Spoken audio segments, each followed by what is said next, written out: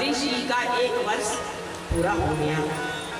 1 वर्ष पूरा हो गया तो उन्होंने क्या किया, अब व्रत का समापन किया, होम हवन किया, ब्राह्मण भोजन कराया, पूजा पाठ की, गरीबों को दान दिया और अपने इष्ट मित्र अपनी प्रजाओं को खिलाया पिलाया धूमधाम से।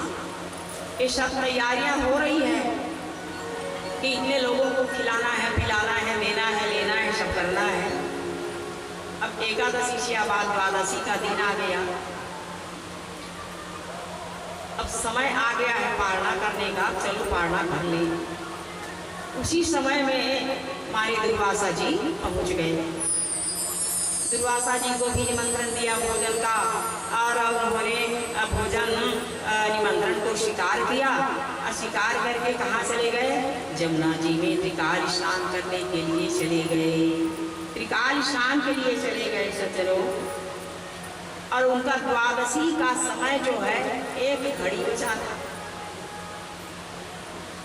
अब उन्होंने सोचा कि अरे अब तो ये पारणा का समय हो गया, अब ये पारणा चुन जाएगा तो मेरा साल भर का 1 वर्ष का पूरा पुण्य का क्या होगा, कुछ भी नहीं हो पाएगा, ठीक से पारणा भी नहीं हो पाएगा।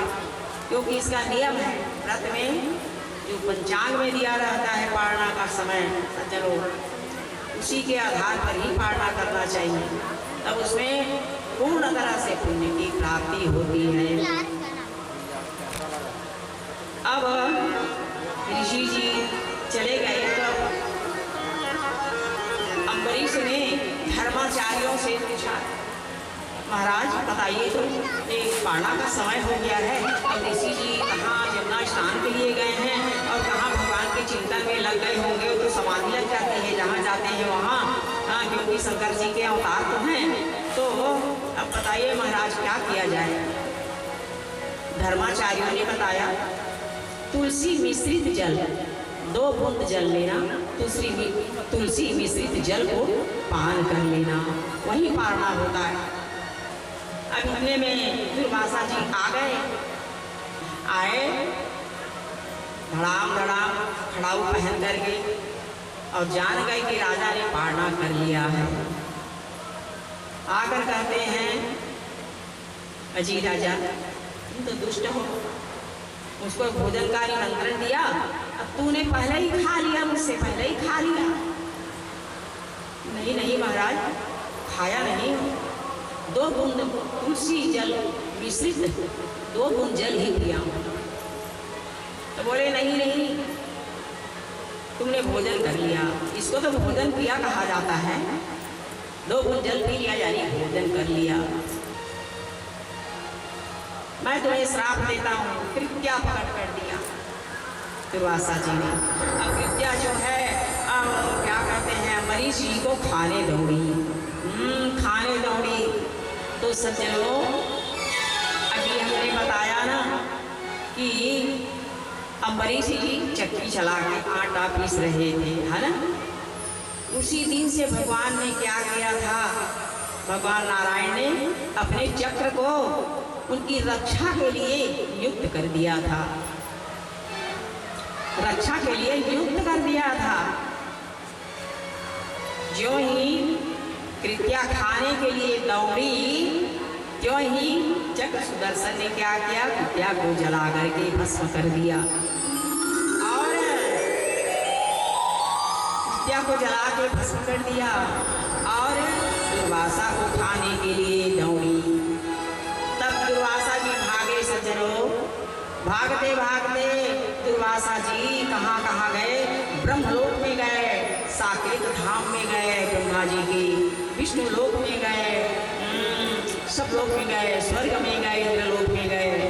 भगवान ने कहा, महाराज मैं भी भक्तों के अधीन हूँ जी, मैं स्वतंत्र नहीं हूँ, भक्तों के अधीन में रहता हूँ। बोले अहम भक्त पराधीनो ह्यशतंत्रैव द्विज साधु भीत्रस्त्र हृदयो भक्तैर्भक्त जन प्रिय। भगवान ने कहा, महाराज मैं मैं भक्त के अधीन रहता हूँ, स्वतंत्र नहीं हूँ। इसलिए आप ऐसा करो, जाओ, जिसका अपमान किया है आपने उसी के शरण में चले जाइए, तब आपका सहज कल्याण हो जाएगा।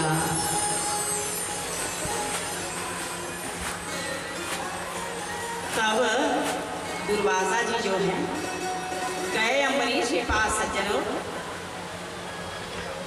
आइए प्रभु, आइए प्रभु, आइए आइए आइए। अम्बरीश ने ज्यों ही दुर्वासा जी को देखा, व्याकुल हो गए और दौड़े उनकी अगवानी करने के लिए। बड़े स्वागत से उन्हें बुला करके लाया सज्जनों, और बुला के लाया, डंडा की तरह उनके शरण में गिर गए। कहना, माफ करना प्रभु, मेरे कारण से आपको 1 वर्ष तक भटकना पड़ा है महाराज, 1 वर्ष तक। और हे भगवान, जब से आप यहाँ से गए हैं तब से मैंने पानी तक नहीं पिया है, पानी तक नहीं पिया है। इस प्रकार से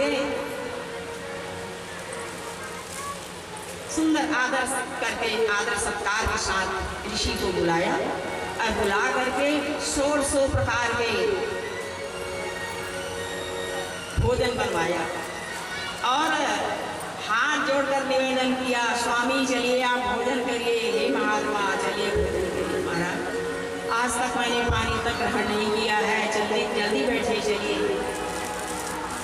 सुंदर सट रस भोजन कराया सज्जनों महात्मा को और प्रणाम किया। और साधु भी, दुर्वासा जी भी अम्बरीश जी को आशीर्वाद देते हुए बड़े प्रसन्नता के साथ अपने धाम को चले गए। बोलिए श्री कृष्णचंद्र भगवान की